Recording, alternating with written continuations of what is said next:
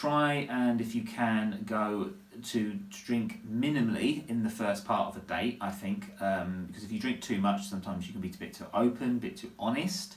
That sometimes doesn't work. Sometimes you remember you've got to try and get to know each other. And then I would suggest this, is that if you go to somewhere, you eat light enough, but the food is heavy enough, and then afterwards, if you do drink, or you go somewhere, is go somewhere a bit more intimate afterwards. So that could be walking along a river, walking along an area to see things at night, if it's on the daytime, depends what that is. Also, it could be that you could go to a bar afterwards, which would obviously be cheaper than buying drinks at a restaurant. Also, try and make it fun.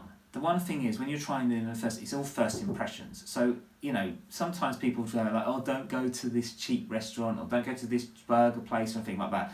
Again, when you're younger, teenagers, they go first dates, they sometimes go to McDonald's, and that. Obviously, when you're a bit older, try and go for something, one, which is affordable to who you are, because if you go too high and go to the big best restaurant, and that high expectation is there, try and keep it moderate.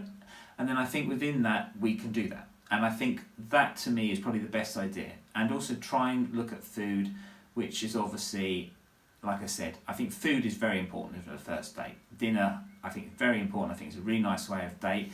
If you go to something like a cinema or a theatre or something like that for a first date, you can't talk because it's a quiet environment. So it doesn't make sense. To me, when you're trying to get to know someone, you need to be able to talk and you need to be able to socialise.